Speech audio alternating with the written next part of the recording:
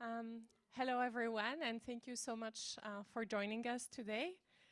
Welcome to this joint ISC Epstein seminar, CASE seminar, and CS Distinguished lecture. I think it's the first seminar that has so many joint, audiences together, and it's definitely worth it. Because today our speaker is Professor Milind Tambe, and it's my huge honor to be able to introduce him and host him today. So Professor Tambe is a Gordon Mackey Professor of Computer Science at Harvard University. He's also a principal scientist at Google DeepMind. His research is focused on AI for social impact and really on deploying the AI tools that he's created to make provide benefits for society, in particular in the areas of public health and conservation. He has received more prestigious awards than I'll have time to list today, so I'll just mention a few. He's received the AAAI award in AI for the benefit of humanity. He's received an Ichkai John McCarthy Award and an Informs Wagner Prize for Excellence in Operations Research. So you'll see that a lot of his research is actually at the interface of AI and OR, so very relevant for the audiences today. I have the immense fortune to have worked with Milind quite a bit over the past few years. And really the main thing that stands out is, beyond his kindness and humility, is really how passionate he is about his work. And just through his talk and by talking to him and listening to him, I'm sure that he'll be able to motivate you to try and do work just like he does. So Milind, it's a great honor to have you here today. Thank you. Very excited about your talk. Thank you so much. Thank you. Well, thank you for that kind introduction. Thank you all for being here. It's a huge honor to have Gaurav and Nino and the CASE people here. So really amazing, and thank you all for being here. So for the past 20 years, my team and I have been focused on how to advance AI for social impact, focusing on topics of public health, conservation, and public safety and security, with the key challenge of how to optimize our limited intervention resources. The main lesson learned is that social impact and AI innovation often go hand in hand. I wanted to give a quick tour of some of the work that we've done, particularly for some of the new people here. And this is also expressing my gratitude to USC. So with respect to public health, we have large populations to serve limited number of public health resources. So concrete example is work we have done with youth experiencing homelessness in Los Angeles. Harnessing the social networks of these youth, we are able to show that our influence maximization algorithms are far more effective in spreading HIV information and reducing HIV risk behaviors compared to traditional approaches. I'll have a little bit more to say about this a little bit later on, but I'm extremely grateful for the joint work that we were able to do with Professor Eric Rice, and he opened the door to all of the work that followed for our group in social work and public health. With respect to conservation, we have large conservation areas to protect limited number of ranger resources. So concrete example is work we have done in Uganda and Cambodia. We're harnessing past poaching data. We are able to predict where poachers set traps or snares, and for the past several years have been able to remove thousands of these snares. This work requires innovation in what we call green security games, which combines machine learning and game theory. And here I'm grateful for the work that we have done with Professor Bisra Dilkina in Cambodia, for example, in trying to find these snares and removing them. With respect to public safety and security, we contributed a new model called Stackelberg Security Games. So this was right after 9/11, and contributed new algorithms based on this model that have been in use by security agencies in the United States for a decade or so afterwards. For example, with the Federal Air Marshals, with the US Coast Guard, to do patrols in the ports of Boston and Los Angeles and New York, and at the LA airport. And so we've been on a US air carrier since 2009, Delta, American, or United, whether, international flight, whether there was an air marshal or not on your flight, was our code. And again, I'm grateful for the work we were able to do with Professor Phoebe Vianos in this area of public safety and security. But today, I'm very excited to share with you our work that we've been doing recently in Bandit algorithms and agents. The talk is divided into 4 parts. The first 2 parts are field results from world's 2 largest maternal mobile health programs. First is with restless bandits. And here I'll focus on the M-Mitra mobile health program where 200,000 mothers are registered at a time. The second is with collaborative bandits. This is Kilkari. This is India's national maternal mobile health program where at least 3.5 million mothers are registered at a time. So these are actual field results. I'll next focus on HIV prevention. This is work we're doing in South Africa. And here we'll use branching bandits for improving HIV testing. And we're very excited for the future field trials. Final part will be multi-agents for speeding up social impact. Here I'll talk about LLM agents being useful. I'll highlight the role of the lead PhD student who did the work by putting up their picture in the top right-hand corner of the slide on which their work is shown. So let's begin with maternal health. So the motivation here is the maternal health crisis we face today. The UN Sustainable Development Goal says that by 2030, maternal mortality ratio, mothers dying during childbirth or soon after, should be below 70 per 100,000 live births. Where we are today, the dashed line is the UN target. In Western Europe and United States, the numbers are lower. But worldwide, the numbers are more than double the UN target. Now, this seems like a global problem, a problem that's out there, but it's also a problem right here. In states like Mississippi, for black mothers, for example, the maternal mortality ratio is 20 times worse than what it is in countries like Greece and Slovenia. So it is a global problem. We are going to focus here on the challenges in India where the numbers are rapidly declining, but still higher than the UN target. We've been very fortunate to be working with a nonprofit called Arman, which works with more than 40 million mothers in India. So in consultation with Arman, the first problem we focused on was the M-Mitra mobile health program for new and expecting mothers. So a mother registers, and every week she'll get a 2-minute audio health message. And so a small snippet of this message is something like this: for you and your baby to be strong, you need lots of iron. Iron-rich foods include meat, jaggery, and leafy green vegetables. This is a small snippet of a 2-minute audio message delivered in the local language of Marathi or Hindi or what have you, and in a sing-song fashion. And there's 141 messages from the time the mother registers to the baby being 1 year old. Over 3.6 million mothers have benefited from this program. And in randomized control trials, Arman has shown that as long as mothers listen to these messages, there's significant benefits to the infants and the mothers. For example, 30% increase in infants with triple birth weight at the end of the year. So it's all working great. Where do we come in? Unfortunately, 40% of the mothers who register drop out of the program or become low listeners. What can we do about it? There's a call center Arman has from where they can give a limited number of service calls to try to persuade mothers to not drop out. And here's the challenge. We have 200,000 beneficiaries, mothers registered in the program. Remember, every mother, every week, always gets an audio health message. But from the call center, we can only call 1,000 of these mothers to try to persuade them to not drop out of the program. So which 1,000 out of the 200,000 to call in order to maximize the total number of health messages that are listened to? And one big challenge here is the dynamic state. So mothers may change state on their own.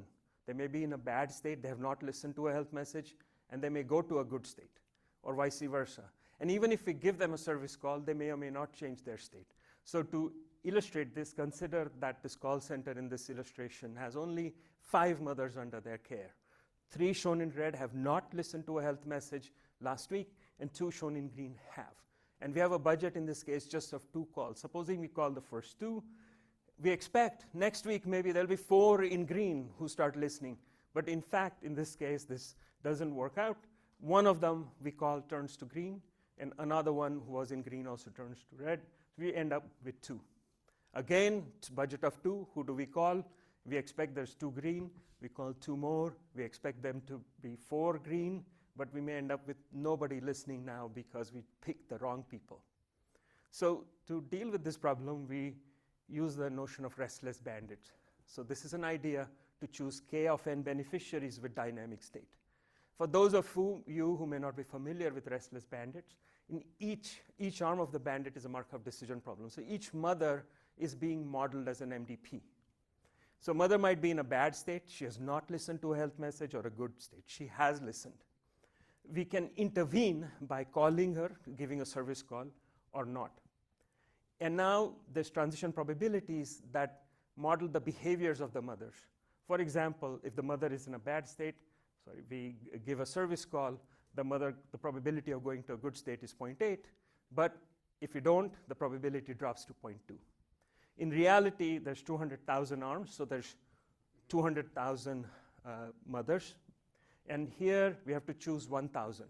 So essentially, we want to choose a policy to choose k of n mothers every week, such that we maximize the total number of mothers in the good state, where good state gives us a reward. This problem is known to be p-space hard, and so the idea then is to use what's called a Whittle index as a heuristic approach. There's an algorithm we developed back in almost 2016, and so formally the Whittle index says, what's the infimum subsidy I can offer to the passive action in a state such that its Q value becomes equal to the Q value of the active action. Informally, what we are doing is computing what's the benefit of intervening on this mother. And so we can therefore rank 200,000 mothers using this Whittle index and pick the top 1,000, which gives us the greatest benefit in terms of intervention. But this Whittle index requires us to know the transition probabilities, which we don't have. So we learn those from past data. So for each mother, we have features like age, income, education, etc., and data. The mother was in a bad state, got a service call, bad state, service call, good state, etc. So we can now learn a mapping from the features of the mother, like age 26, income 5,000, education is 8th grade, probability of going from bad state to good state is 0.3. So when a new mother walks in, we can predict the transition probabilities for our MDP. And next, we can optimize by choosing the top k mothers using our Whittle index. We call this the two-stage approach because we first maximize learning accuracy, and then separately, we optimize. So now it's time to test this program in the field, and we did so with 23,000 beneficiaries, mothers in Mumbai.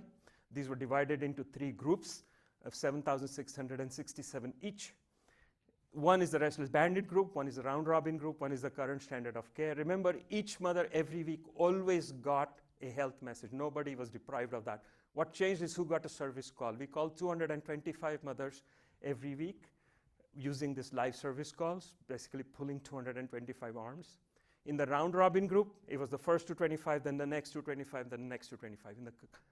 In our restless bandit group, it was the ones who had the top Whittle index. And the current standard of care, no calls went out. That's the current standard of care. And now we want to know how many more health messages are listened to in each of the groups compared to the current standard of care. And here's what we find. Along the x-axis are different weeks. Along the y-axis is cumulatively how many more health messages are listened to. And so you can see with orange, which is round robin, there's hardly any improvement over the current standard of care. But with the restless bandit, with the Whittle index, we get 600 more messages listened to. The point is that if you call these mothers round robin, random, etc., there's hardly any improvement. We want to optimize, and restless bandits gives us a good way to optimize these service calls. We can show that this restless bandit approach cuts by 32% the drop-off rate over the current standard of care. And now we also wanted to show statistical significance. I asked our PhD student, Aditya Mate, to go talk to the Harvard Statistics Department office hours. I thought he'll come back, say, run this Z-test, blah, blah, blah, and we'll get the result. And he came back and said, they don't know how to do this test, which I thought that can't be. But finally, after they wrote a paper, then we wrote a paper, and finally, AAAI 25 is when we were able to show statistical significance of these results. This is because this optimization of resources is a very interesting topic for them as well. But we can do better than this two-stage.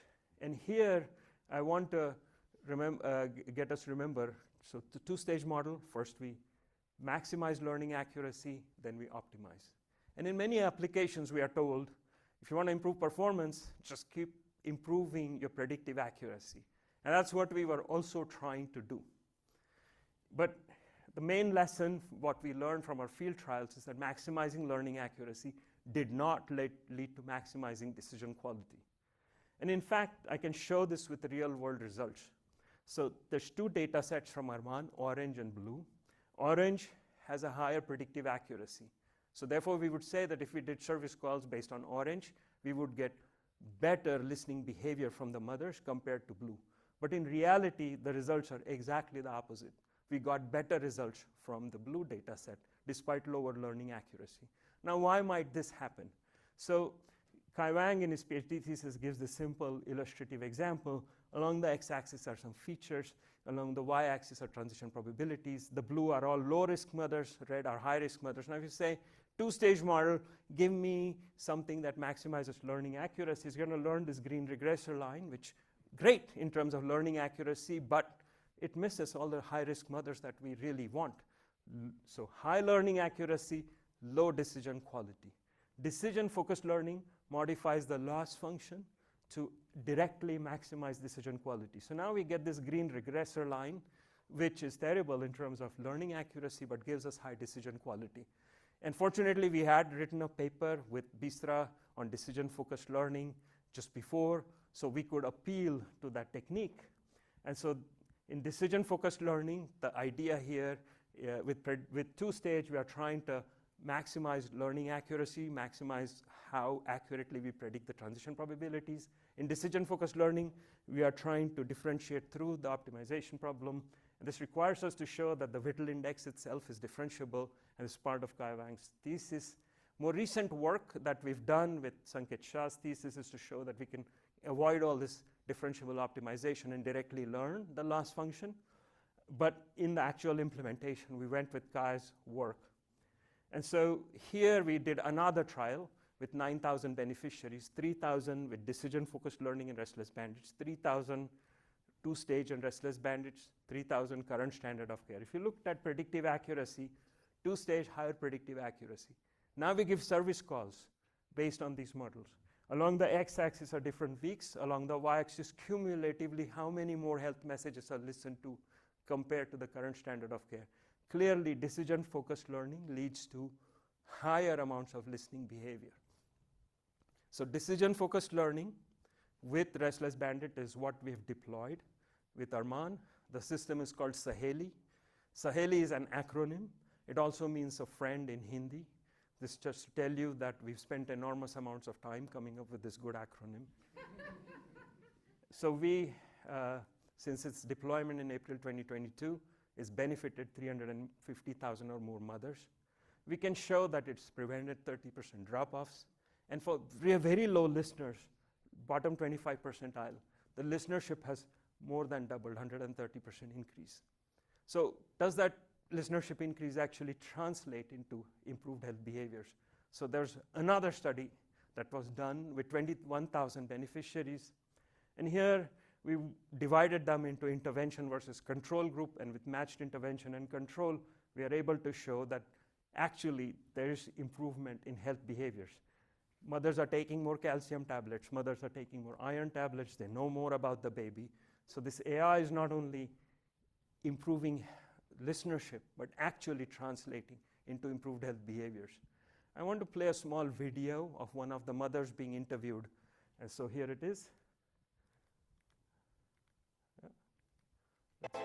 मी तो phone नव्हते ऐकत पहिला त्याच्यानंतर मला त्या ताईंचा call आला त्या घरी आल्या मला समजावलं हा कॉल घ्यायला पाहिजे तुझ्या पोरांसाठी चांगला आहे हा मग तेव्हा मी कॉल घ्यायला लागले आणि ते कॉल ऐकून खूप बरं वाटतं की कोणीतरी घरचंच मला कोणीतरी समजावायला येतंय मग जसं ते कॉल ऐकते मी तसंच मी माझ्या पोरगीचं संगोपन करते. So I grew up in Mumbai, so this is a mother in Mumbai speaking my mother tongue, Marathi.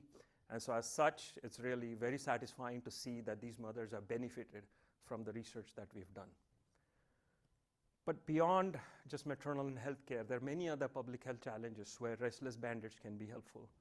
In collaboration with a faculty member in Harvard Medical School, we're looking at hospitals in Uganda and Ghana, where mothers come out in the maternity ward And there's very few limited wireless vital sign monitoring devices. So which mother should get those devices? There's a resource allocation problem. Or when we think about tuberculosis prevention or diabetes prevention, in tuberculosis prevention, a patient is supposed to take pills for 6 months. I get tired if somebody asks me to take pills for 6 days. 6 months is a long time. People drop out. And now we want to assign health coaches to motivate them to continue to take their medicine. In all of these resource allocation kinds of problems, restless bandits can be useful. And we've shown this with various simulation studies. But the other side of AI for social good is, of course, that we get interesting challenges for improving our AI. And there's lots and lots of challenges with restless bandits. For example, generalizing the restless bandit model, online learning, robustness, fairness, and so on and so on. I'm going to talk about just a couple of papers in the generalization thread, not have time to do rest of it. But consider that the restless bandit model I've introduced so far, there's one arm that controls one patient. So you intervene or don't intervene on this particular patient, this particular mother, for example. However, you can imagine that there could be multiple interventions on a single mother. We may not only want to call her, but maybe text, send a health worker to their home. So multiple interventions on any single person. And then we may also have the case that one action impacts multiple people. So for example, a health worker goes to a village, she gathers together all the mothers, educates all of them. Now, in these kinds of cases, Whittle index doesn't apply.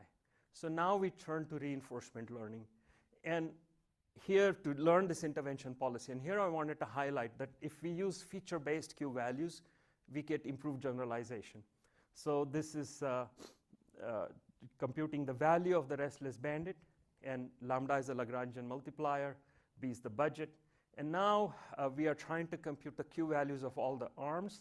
These Q values are based on the features of these mothers, age, income, education, et cetera. What this means is the more mothers, the faster the generalization. So this is unlike traditional multi-agent RL, where more agents can lead to slower generalization.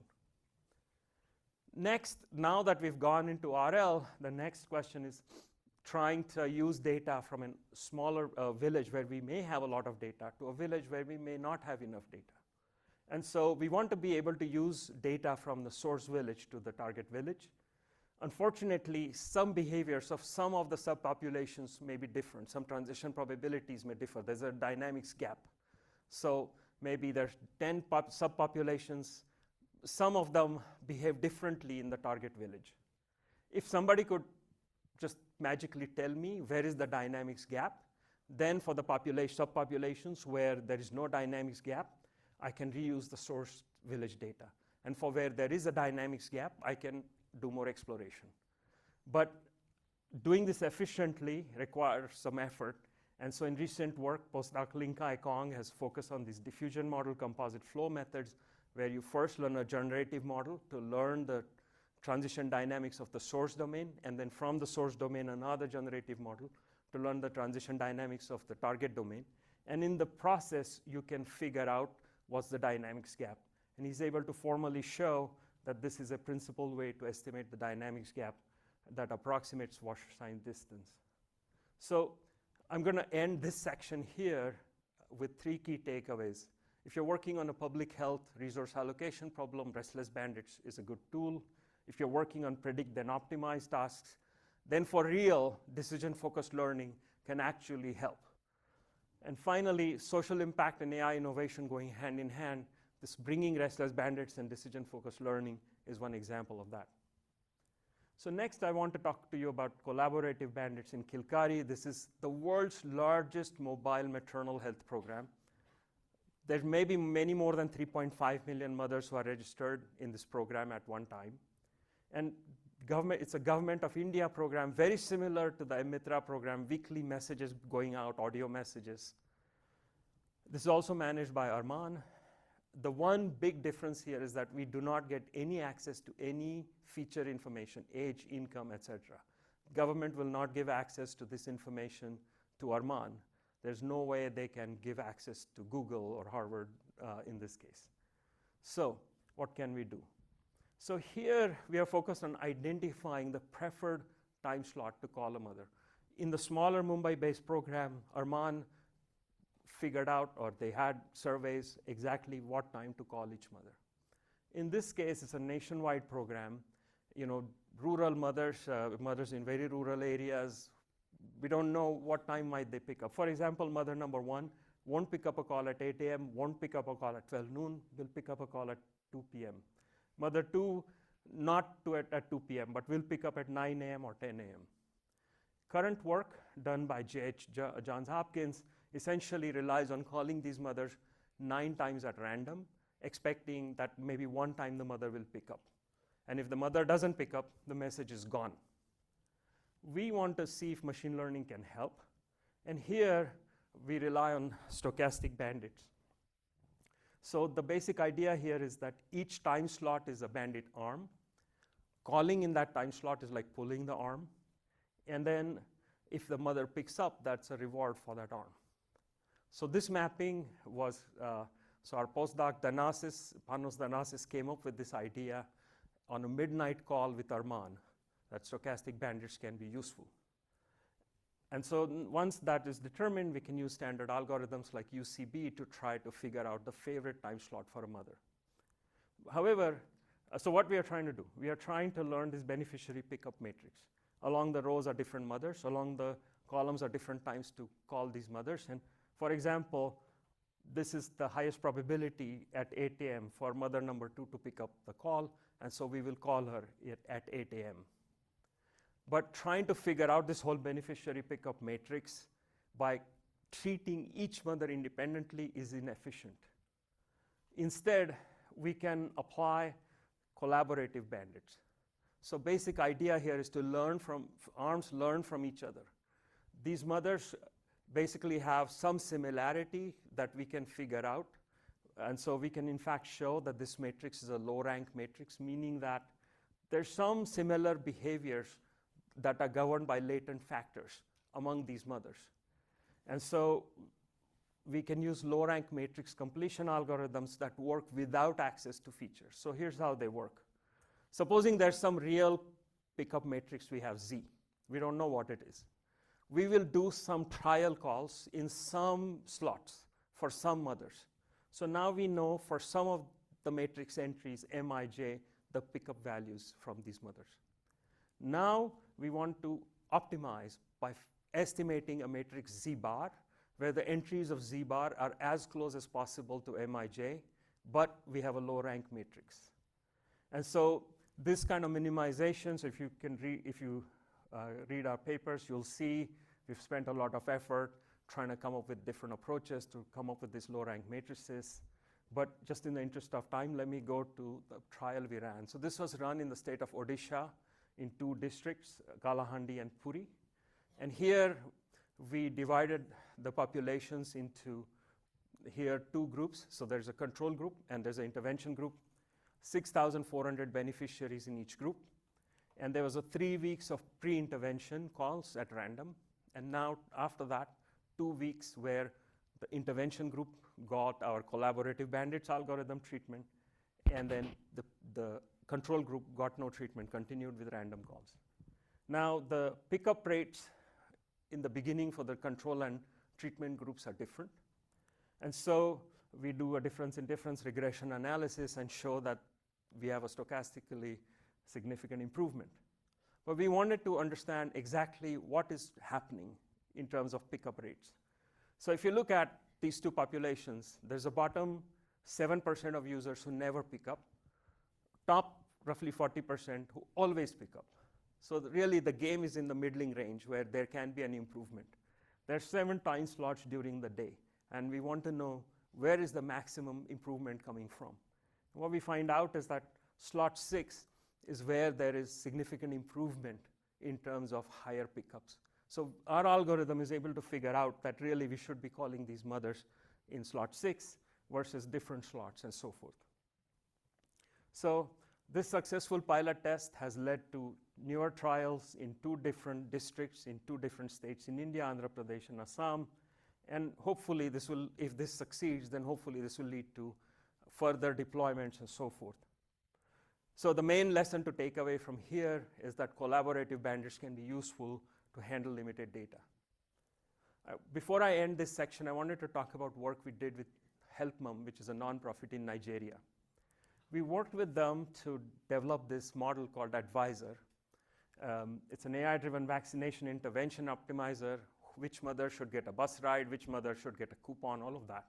We wrote this paper, we were done with the collaboration, and we're happy that some paper had been written and all of that good stuff. Very happy, AAI-24, they deployed the model and were able to show that indeed for 13,000 beneficiaries, there was an uptake, improvement in vaccination rates for babies. So that's a really very pleasant surprise. Let me now turn to the third part where I come to HIV prevention. So all of this, again, I wanted to express my gratitude to Case and to Professor Eric Rice for introducing us to this whole area of work. And so here's 6,000 youth who sleep on the streets of LA. So this is work done with Eric. And so these are youth who are experiencing homelessness, and we want to spread information about HIV.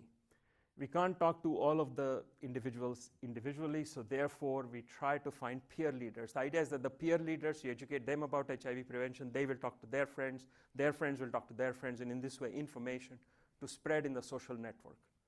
So in Brian Wilder's PhD thesis, he came up with a newer algorithm for figuring out right kinds of peer leaders, influencers to find. A quick result here, this was done, 750 youth study right here in LA, 250 in the change arm. This is Brian's algorithm at work. 250 with degree centrality. This is bring in the most popular youth. And 250 with a control group. That is no intervention at all. And at the end of 1 month, we wanted to look at reduction in condomless anal sex, which is one of the HIV risk behaviors. And we can see that with change, there is a significant reduction, but not so much with the other, nothing with the other two approaches here. And in fact, there's in the Journal of AIDS work, in the paper, we have many more of these results. I presented this at an HIV prevention meeting for Africa. And that got me connected with this group in South Africa, which is trying to optimize HIV testing. And motivation here is that estimated 6 million people worldwide do not know their HIV status. And so the key research challenge here is not only that we have a limited number of HIV tests, but we have limited number of health workers to try to persuade individuals to come in and get tested. And so World Health Organization has recommended network-based testing. And our observation from this real-world data is that these transmission networks, for example, HIV transmission networks, are sparse and tree-like. So in our first approach that we've done, we assume that we are given an HIV transmission network. We'll relax this later, but for now we assume we have this network. This is a tree structure, and now each node has a status, positive or 1 or 0, and this follows a joint distribution drawn from a Markov random field. We assume there's a Markov property, so for example, if we know the status of X1 and X3, they are positive or not, then we can know that X6 status is independent of X4. We are going to do frontier node testing. So we will test the neighbors of, if we tested X1 and X3, we test X2, X4, and X6, neighbors of the nodes that we have tested. That's the frontier. And now what we want is a budget constraint policy, node testing sequence to maximize positive detections. We find that this problem of network testing on a tree is very much, can also be mapped into branching bandits. And this is an old paper in 2003 where they showed that Gittins index is optimal. And so now, so just to sort of introduce briefly Gittins index, we had introduced Whittle index earlier to rank all the beneficiaries. Now we're going to use Gittins index to rank who to test. And it's essentially giving us what's the expected value of testing in the tree, in the root of a tree. And so our contribution here has been fast computation of this Gittins index. So the basic algorithm is you input some graph. That's the original graph that's given to us. Maybe it's not a tree. We walk that graph to convert it into a tree. We compute the Gittins index of all of the nodes. And next, we find the frontier nodes to test So we select a gittins, the node with the highest gittins index, test it, and then we find the frontier, find the node with the highest gittins index, and repeat in this way. In simulation studies, this is a real-world HIV-sex interaction graph. The frontier nodes are circled. Along the x-axis are numbers of HIV tests. Along the y-axis is cumulatively accumulated rewards, that is number of positive individuals that we found. The orange is the gittins index policy, that's ours. The other two are baseline, for example, greedy or deep Q network. And then the red is random, and we can see that at, for example, 150 tests, that we can find far more positive individuals compared to these other baselines. So we are excited. So there's in our paper, which is on arXiv, there's a lot more of these results. We're excited for the tests that are going to follow in collaboration with WHO and Gates Foundation in South Africa. So the main point to take away is that network approaches are useful for HIV testing and prevention. I'll end this whole health section by talking about some recent work we've been doing with the government of Ethiopia. Here, the challenge is where to build complex health posts or hospitals, such that we ensure that every person in Ethiopia is within 2-kilometer walking distance of this health post. And so this is like a facility location problem, except we have to have fairness and equity across regions. The population is growing, and there's online budgets. So taking all of these things into account makes it a challenging problem. And then humans might want to give advice, which advice to give, to take and not take. So those are problems. So this is a paper under submission. Okay, that brings me to the final section for the last 5 to 10 minutes of my talk, which is this multi-agents for speeding up social impact. So for the past 20 years, the way things have worked is that some nonprofit, some government agency will come to me and explain they have some kind of a resource optimization problem. Literally with Arman, it was like we were sitting in a Starbucks in Mumbai, and the founder said, well, we have a problem that people are dropping out of our program. Can AI be used to prevent that? Okay, so that's from there, really trying to dig deep into exactly what is their domain, what are the challenges, to arriving at, we are going to use a restless bandit, was many, many months of discussions going back and forth. It's a very labor-intensive process to truly understand exactly what was their constraint, why we couldn't just do something simple, et cetera, et cetera. And then, of course, evaluation takes a lot of time. So our question is, can we speed up all of these processes using LLM agents?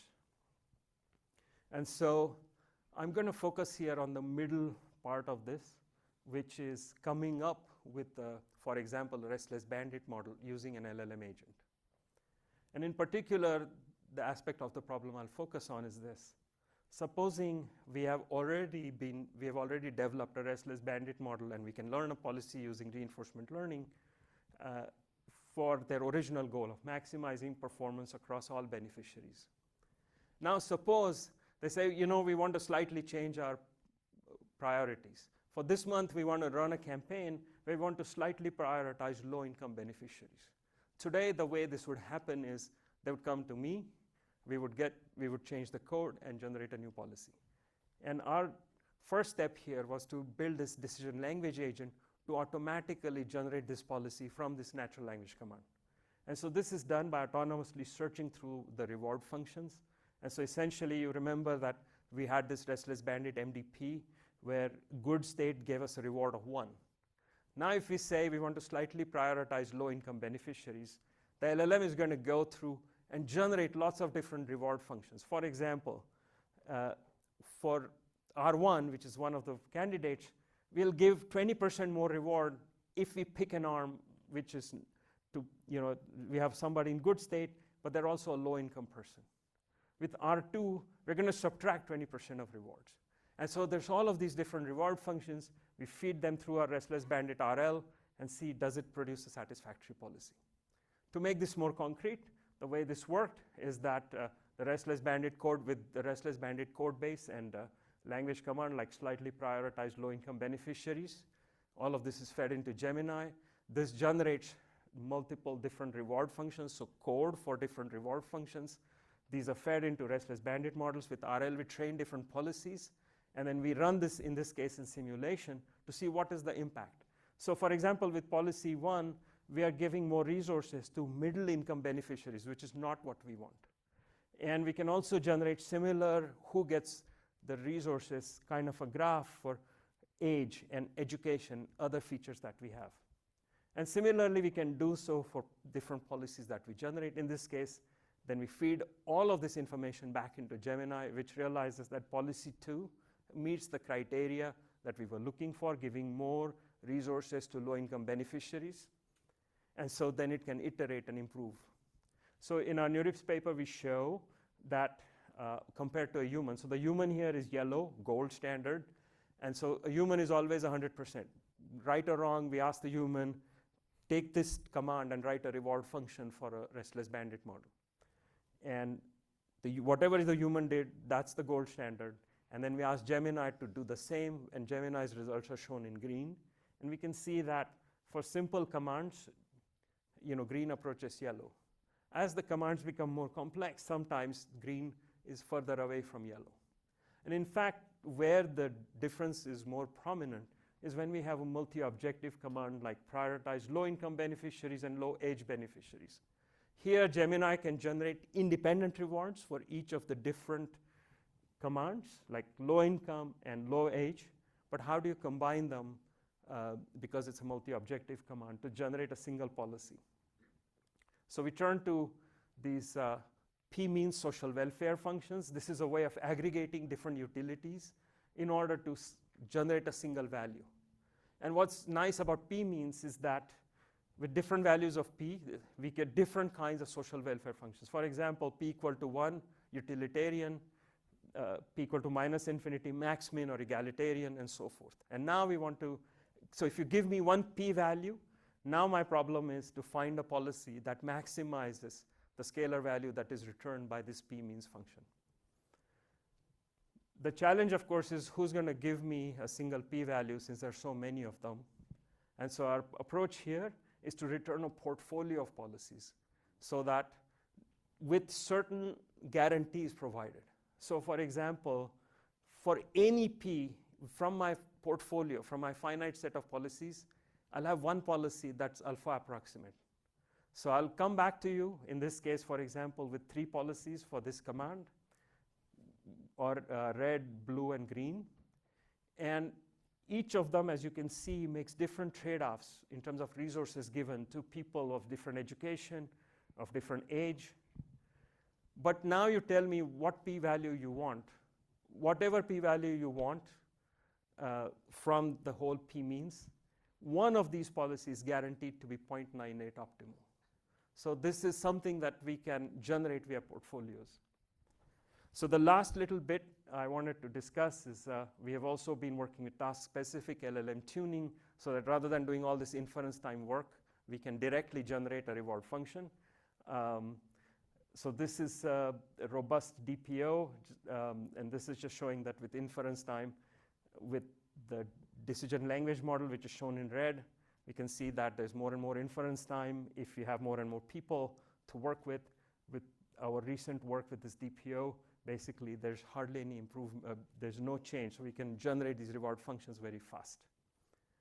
So this is the end of my presentation. To give a summary, I first talked about Bandit algorithms to optimize resource allocation in public health. I've talked about working with the world's 2 largest mobile maternal health programs, and then that this restless bandit model can be useful for other public health challenges, tuberculosis, diabetes, and others. Next, talked about networks for HIV testing and prevention. And finally, multi-agents to speed up using these LLM agents, the whole AI for social good enterprise. I wanted to quickly talk to you about lessons we have learned. So there's 3 types of partnerships that we have in AI for social good. First is the AI-human partnership. So lessons here are that it's important to make sure that we give appropriate roles for humans versus AI. To make sure that we use the right expertise of the humans. To give you an example, in the case of Arman, we were giving the mothers were getting calls from the call center. The call center workers were giving calls to these mothers. It was not the AI giving calls. The AI was only determining this is the mother to call, but what to discuss with her was not done by AI. And we have resisted pressure to get AI to talk to these mothers because this might be the only human contact they may have, and they may reveal things like domestic abuse or many other complicated situations where a human can really deal with those better. With respect to sort of these types of works, we often want to make sure we have deep interdisciplinary partnerships. We don't want to be engaged in helicopter science where we drop into this community, kind of take their data, maybe write a paper critical of them and leave. In prior work we've done with wildlife conservation, the first trip I went to Uganda, the government person there told me, we're not going to give you our data because the last research team that came here took our data, published a paper critical of Uganda's wildlife conservation policies, and ran away. And so we had to kind of spend a lot of time trying to explain to them, no, we are going to be here in the long run. We're going to help you to really try to tackle this problem. So we don't want this kind of helicopter science. And then finally, we of course want partnership with the real world. We want to look at the entire data to deployment end-to-end pipeline, and patience in trying to come up with the right problem, because this task of, the first thing you hear is some we want the health workers to become more efficient. And you're sitting there, okay, so what does that mean? To finally realizing this is some kind of a bandit model takes a lot of time. And so I hope you will have the patience to kind of deal with these. So that's it. Thank you so much for listening to me. Really appreciate your all being here. Thank you.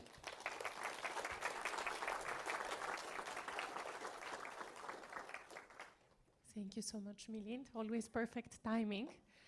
So we have a good time for questions. We have 10 minutes for questions. So go ahead. Cassie will be taking questions from the people online. So if you're online, please start writing. And we have mics on both sides of the room. So if you have a question, just start heading to the mic and asking there. Anything online, Cassie? Yes. Yeah. All right. First question, how LLMs can be used as a whole for many of these problems on different levels, but in particular for figuring out by IE reasoning when to call the mothers of different subpopulations. So I'm not sure I entirely followed the question, but I think, the way we are using LLMs is really to define the reward functions that will define the policy. So in some sense, the optimization engine is outside the LLM. It's optimizing. And the LLM is only generating code to generate the optimization function, something like that. I don't know if that answers the question. Go ahead, please. Thanks for the nice talk. Actually, I just wonder, in the last paper, if we learn the optimal policy through feeding a data in LLM agent, it seems to be there need a lot of annotator to feed data, but you're working on the large scale optimization, so I just wonder. Yeah, this one. So I think you're right.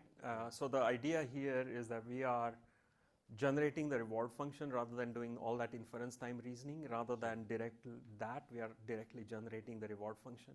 You're exactly right that we need lots of annotators for good and bad reward functions. Right. So our idea here has been to use another LLM as an annotator, and therefore the annotation is noisy. And therefore, we need a robust DPO. And so that's basically the line of work here. Oh, I see. Thank you. Actually, can I ask one more question? Please. Thank you. In the same paper, it seems to be very familiar with the multi-objective optimizations. And in this problem, I see a lot of problem that discusses about the trade-off between each objective, since in practical problems, it is often that each objectives are quite incompatible. So compatible or incompatible? Incompatible. So there exists a trade-off between each objective. So I just wonder what's the main approach to deal with this trade-off in this paper. So that, as I showed here, the basic idea that we use is this idea of generating a portfolio of policies with different p-values. So essentially, you give me your multiple objectives. I'm going to return to your portfolio of policies 3 policies. And now, no matter what p-value you choose in this range, one of these policies is going to be, say, 0.98 optimal. So that's the way we are dealing with it in terms of returning, in terms of dealing with multiple objectives, which is to say, we are not going to pick the right trade-off point. We're going to return this portfolio. At least it kind of reduces the amount of search that the human has to do. And it's a finite-sized portfolio. And now you tell us from this portfolio, you know, any p-value, and one of these policies is going to be, you know, optimal or 0.98 optimal, etc. Oh, I see. Thank you. Hi, Professor Tambe. Thank you very much. I'm interested about the Bandit algorithm for kind of maternal health. You know, in the predict and then optimize paradigm, you talk about like you can use machine learning to kind of learn the transition probability, but like kind of what is the data set for learning that? Because like, do you get like the transition probability directly, or do you somehow infer the transition probability from some prior kind of other kind of data? So the data has 43 features for each mother: age, income, education, time, preferred time to call, language spoken, prior pregnancies, blah, blah, blah, all these kinds of things. And then their track record, like was in a bad state, didn't get a service call, transition to a good state, service call, bad state, et cetera, et cetera. So we have all of these kinds of you know, states that the mothers were in and whether they got a service call or not. And so based on that, we are trying to learn to predict their transition probability. So when a new mother of similar age, income, et cetera, comes in, we can predict the mother's behaviors. Okay. And so does that answer your question? Is there like a established algorithm to learn that, or because I mean, that's you know, you can imagine it's a logistic regression. I mean, you can use a simple neural network to learn that. So that's part is fine. Okay. There's no problem in that. I think the issue becomes that if you use first predict and separately optimize, that doesn't work as well as kind of doing this end-to-end learning. Okay, I see. Yeah, thank you very much. Hey. Hi, Milind. Fantastic talk. Thank you so much for that. I was very curious about your statement about AI progress going hand in hand with social impact. So one thing I was thinking about is like in the first project, the Arman project, where you had interventions in terms of like messages that you were sending these mothers. One thing that comes to mind is that because these are human subjects, the content of the message could also have a big impact. Correct. And not to say that this is a simpler problem than the problem that you went with, but I am curious how these kind of like more human factors also play a role. No, that's so there is the automated voice messages that go out, and you're right that the content of those messages could be tailored to different mothers. And so this may be something in the future. Right now, these messages certainly, there are doctors who sort of determine these messages and they've kept it constant. But you're right, this could be something where the agent could kind of tailor the message based on the mother's pregnancy or whatever other data that they might be able to get. So we haven't done that. It's a very interesting problem, and it's just something that can be Yes.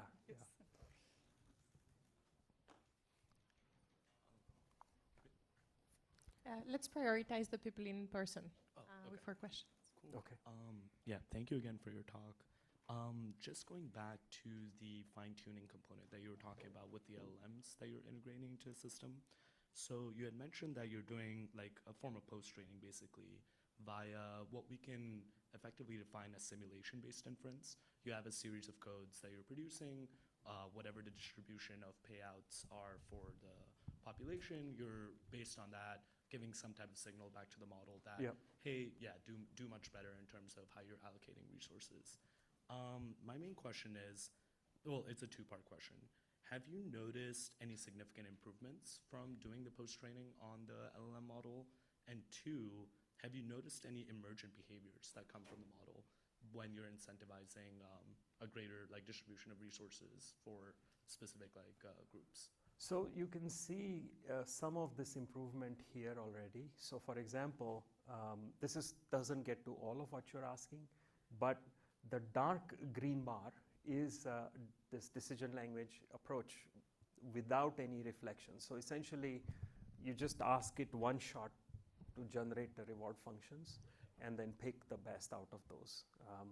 So there is no reflection. You can see that the lighter green bars in all of these cases, except maybe one or two, are higher. So there is improvement by doing this kind of feedback loop to the LLM to say, here's what you produced from the last set of reward functions, and now reflect on those to generate a better one. And why sometimes there is like a lower, lighter green bar, we haven't completely kind of figured out. As to whether there were surprises, honestly, this work was done in around fall of 2023 was when we started. And my bet with the lead PhD student was that LLM is not going to be able to do this.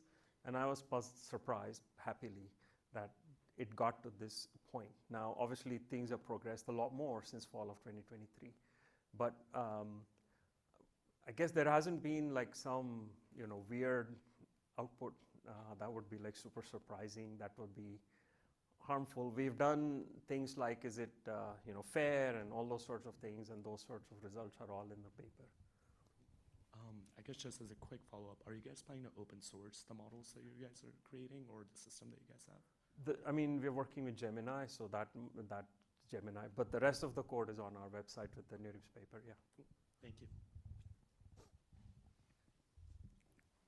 Thank you, Milind, for the great talk. I noticed in a lot of your projects, you used a lot of creative features or proxies to serve as predictors of long-term health outcomes, especially in your first project. So I was wondering if you could talk a little bit more about what that process of feature engineering or feature selection was like, especially because a lot of the times we are working in these low data regimes where the features that we want are not necessarily accessible to us for very long periods of time. So what can we do as researchers to kind of mitigate for that problem, to account for this uncertainty in missing data?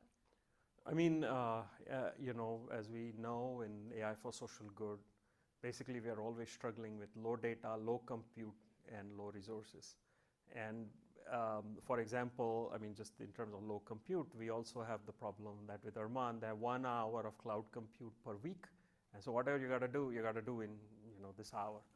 And so these are very challenging kinds of problems. And in the second project I mentioned, there is no feature information available whatsoever. And so, we're sitting there trying to figure out, okay, what can we really do in this case? And so I don't know that I have a formalized process of how we arrived at, okay, this collaborative Bandit is the right approach. But there had to be something that allowed us to improve the pickup rates of these mothers, to improve listenership.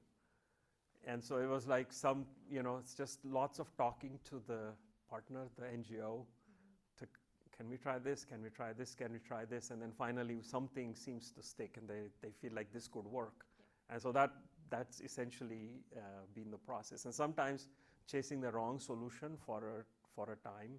So for example, with the 2-stage model, we wanted to improve performance. We actually kept trying to improve predictive accuracy. We got higher predictive accuracy. I wrote messages to the nonprofit partner saying, we are getting higher predictive accuracy, and somehow the performance is getting worse and worse, and we don't understand what is happening here. We had written already these papers on decision-focused learning, but somehow we hadn't put 2 and 2 together, and then finally just sort of like, okay, we had written this paper with toy domains. We really didn't think this was real life, but it's actually real. This is truly happening to us. You keep trying to tweak the model to improve predictive accuracy, and it's actually not helping us at all. And so I guess I don't have a formal method, but it seems like a lot of discussions with our partners, a lot of just trial and error until we kind of settle on the right approach that seems to work. I don't know. Yeah, thank you. Yeah. How did you generate the graph? The LA homeless population. That's a great question. So there's no graph. There's no graph at all. And so Brian's contribution in his thesis was to cleverly sample from the population. So the idea is to sample 10% of the population, and from that sample, figure out who are the right peer leaders. And formal statement is what to sample such that the influencers you find after the sample will lead to the same amount of influence as if you had the whole graph available. And so here's a formal paper in AAAI 18 to show formal properties, and then an approximation in an AMAS 18 paper where he shows that you can kind of approximate that process. So yeah, there's no graph, it's sampled. Good evening, Professor. Thank you so much for the lecture. So my question was, can this algorithm be extended to oncological treatments? So basically working with TCR beta sequence responses from RNA for like treatments for leukemia, where the data is large and the matrices are dense. So the chances of overfitting the data, overlearning the data are more. So can we apply like the restless bandit algorithm to cover these areas? I'll have to learn more about your application to be able to say yes or no about that. I guess if it's a problem where you have a large number of patients, small number of resources to attend to them, and the state of the patients keeps evolving no matter whether you intervene on them or not, then restless bandit seems to really be very helpful. I see. Thank you so much. Shall we take one last question from online? Yes. All right. There are several questions about, are there any labs at USC that are doing similar research to this? Yeah. It's right here, all these labs here, right here.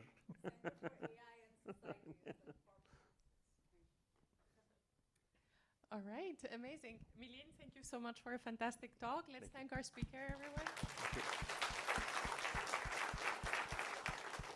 If you have questions, are you going to stick around for a few minutes, yes, Milind? Yes. If there's more questions, feel free to come down and ask them.